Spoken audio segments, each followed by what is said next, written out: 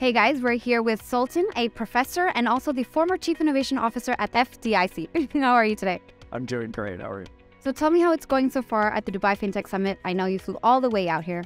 This is the first event like this I've been to in about 5 years. And I just have to say, I'm blown away by the enthusiasm, just the innovation here, the support of the government, so many people. This is the most exciting thing I've been to in years. Yeah, it's a huge turnout also. So many people came out today, and especially yourself. Where did you come from?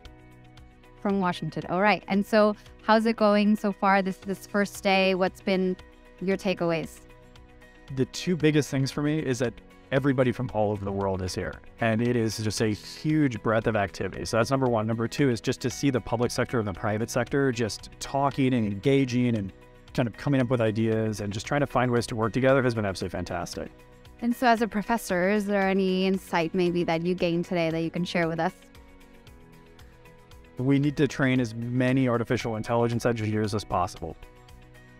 Okay. Why do you say that? It's the hottest thing right now, and it's going to be the hottest thing for a long time, I think. And I think Dubai is incredibly well positioned to be a leader in this space. Yeah, definitely. It's grown a lot in recent years in terms of attracting people and companies. Would you say the same? I would. I mean, I came here expecting to talk about fintech, maybe to talk about crypto, maybe to talk about regulation. Probably half my conversations have been about how we scale artificial intelligence into all of these markets, which has just been great to hear because I teach that. And what about when it comes to the blockchain industry? How can AI play a role in that technology? Well, it's so interesting. So a few weeks ago, I started to write a new Web3 course for the fall term. And it usually takes me about a week to build an entirely new curriculum for a graduate program. It took me about 2 hours using generative AI. And so as a professor, it's going to make my life a lot more streamlined, a lot more efficient. As a journalist too.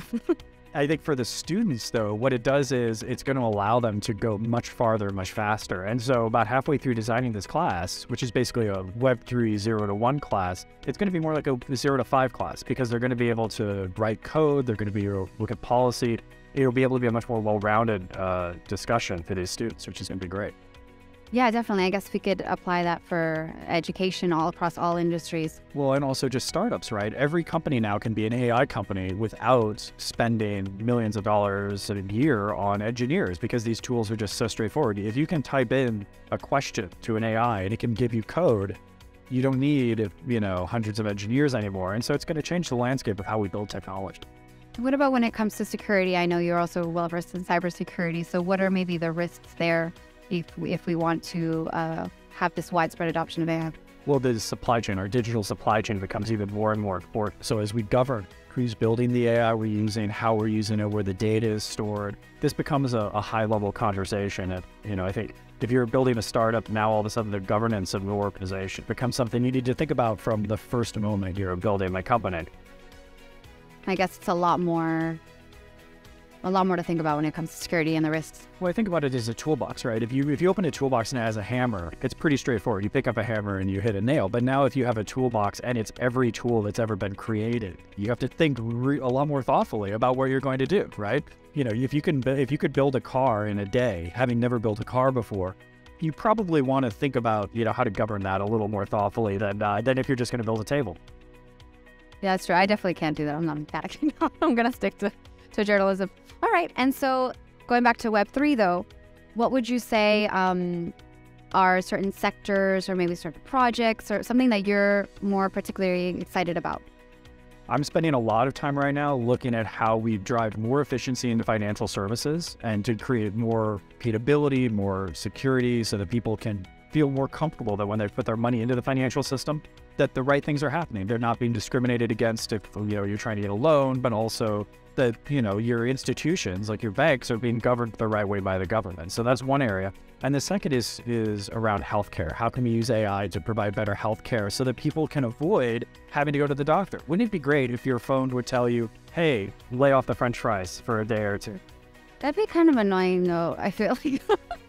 It would be, but at the end of the day, we do have to get in front of the clinical ecosystem because right now our clinical ecosystem is reactive. It's once you're sick, once you're occurred, right? So wouldn't it be great if we knew things that would keep us from having to do that would allow us to live long? So preventative care, you mean it? Okay, so how can the blockchain aid with preventative care?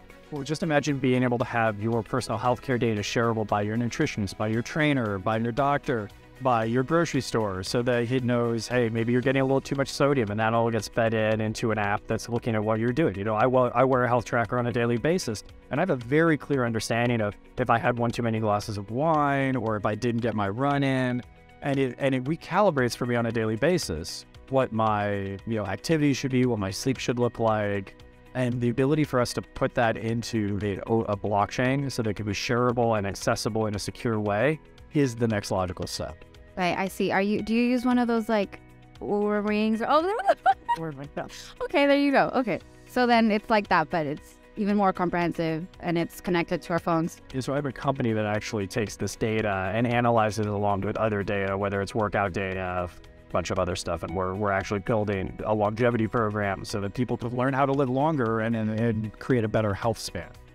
Forever young, that's the goal, isn't it? Exactly right. All right, and then I know that you're also an advisor to Reciprocal Ventures, the early stage VC firm. So can you tell us a little bit more about how you guys are seeing the market right now and what kinds of companies you're targeting? So we were brought to this market because we're an investor in a local fintech, and we're just so excited with the investment. It's going really, really well. It's a fantastic team. And so part of the reason that we're all here is because we wanted to look at what else is in the ecosystem. You know, what does the tech talent look like? What does the investment capabilities look like? And, I knew the regulatory system because of my previous life, I was a regulator. And so knowing all of those different pieces, they just seemed like a logical place. So we're incredibly excited to find new places to invest and to find new partners. And how's that going so far? Well, it's day one, but so far it's been fantastic. Okay, great to hear. Well, thank you so much for your time today. Thanks for having me.